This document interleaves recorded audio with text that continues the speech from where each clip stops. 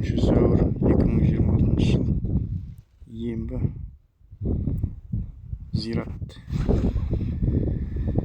Әкемнің басына келіп отырмын. Әкем 12 апрель бүгін денгі космонавтик тірі болғанда 11 жыл қайтты. Тірі болғанда бүгін 99-ға келетін еді. 84 жасында қайтты. Руы назар шерін. Сада боласы мақұл. Соған келіп отырмын. Құран бағыштап. Құран оқу білмеймін, мешітке барам. Соны мешітте жұмыс істейтін бір танысымның бергені. Бәрін подряд оқи бермейді дейді ғой. Қабірдің басында оқылатын.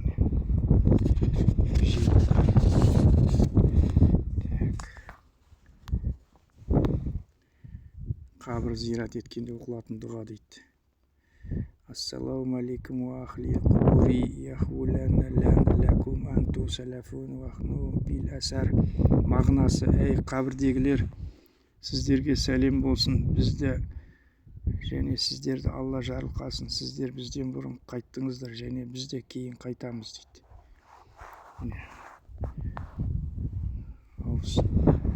Иқлас сүресі, Фатиха сүресін оқып жүр. أعوذ بالله من الشيطان الرجيم بسم الله الرحمن الرحيم الحمد لله رب العالمين الرحمن الرحيم مالك يوم الدين وكان نستعين اهدنا الصراط المستقيم صراط الذين أنعمت عليهم غير المغضوب عليهم ولا الضالين آمين дейді. Иқлас сүресі. Бисмиллахир-рахманир-рахим. Аллах ахад, Аллах самад, لا ولاد ولا ليالات ولا كل لانه كفن أخذ مش قيترا وقلت سبحان ربك رب العزة يصفون والسلام على المرسلين والحمد لله رب العالمين. Кейін қолдар жайылып астыдағы бағыштау дұғасы оқылады дейді. Міне Құрандағыдай оқу керек қой. Міне қазір мына жас балдар жақсы оқиды, мешіттегілер. 3 жылдан бері мешітке барам, жұма намазға қатысам, Құран оқымасам да. Ниетім түзеу. Жуынып, қырынып, киім ауыстырып, ішке киім. 23-тен бастадым ғой. 22-де бастадым. 22 күзінде. Әртүрлі оқылады ғой, міне дастарханның басында оқылатын, ауыз ашар уақытында оқылатын дұға дейді.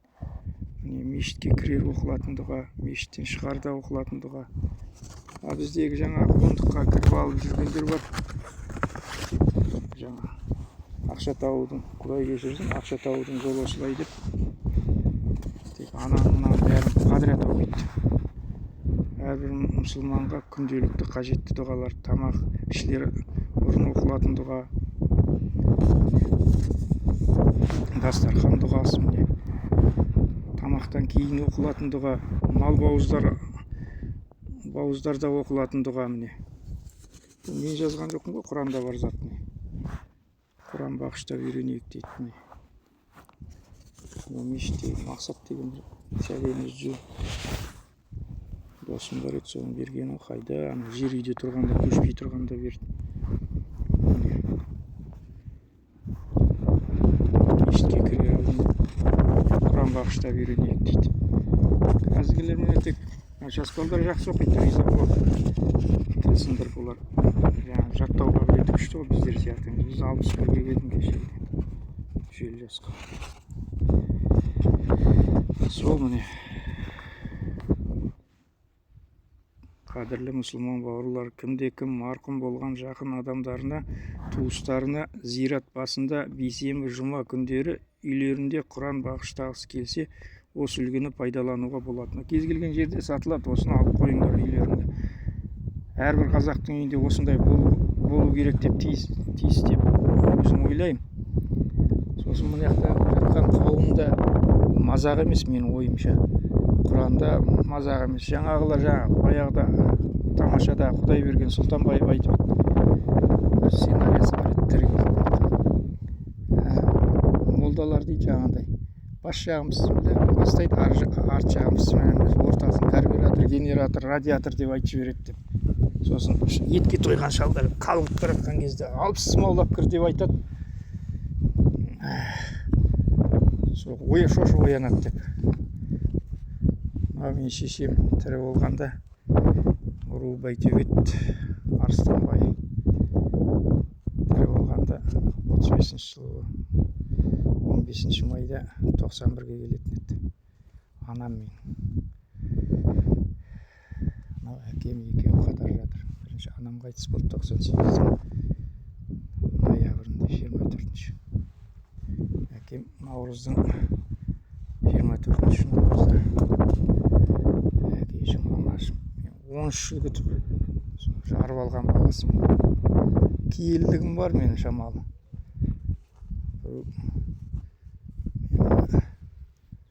Қауым бәріне оқылды ғой Құран. Солай мен айтайын деген. Сосын емдегі мешіттегілер өзім бір-екі рет ескертіп алдым таныстарымнан. Нұреке тақия киіп кел, жалаңбас отырма деп. Жаңағы ішінде не көп, ана мешіттің үстінде тақиялар тұрады, бос тақиялар. Соны кию керек қой. Не бір осы жұртқа осы садақаларда уағыз айтып көрініп болады, кейбір адамдар бар. Аттарын айтпай-ақ қояйын. Көрім осы алдына жар салмайды. Мешітке жалаңбас келеді. Кейбір жастар да сөйтіп жалаңбас отырады. Мына үйден киіп келген мынандай бейсболканы бүйтіп теріс қарай киіп аласың.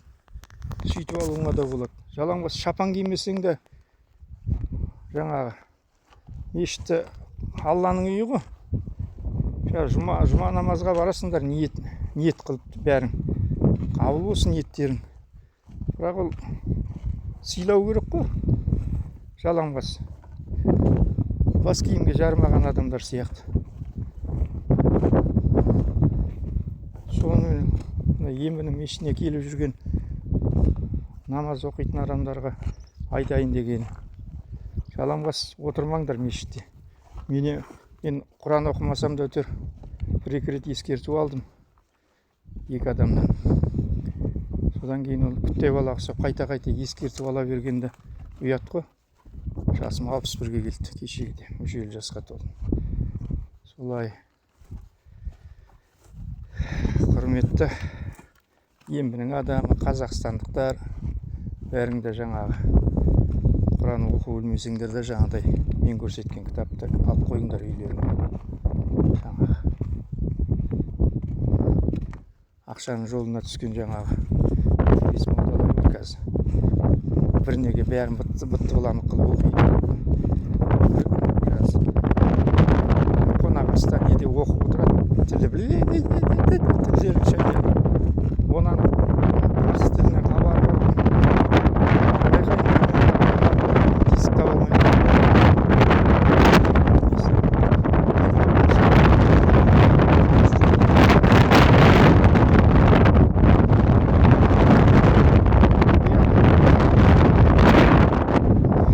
Өзіңді көңіліне саған ол жаңа не емес қой мына марқұм болып кетіп жатқан адам садақасы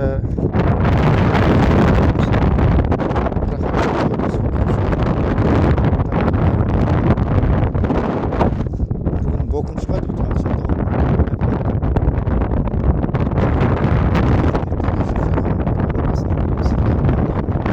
олардікі де дұрыс емес. Халықты алдап өздері кредиттен ертешкі болып жүрген адамдарды алдап ақшасын қағып алған. Бүйірімен тесіп шығады.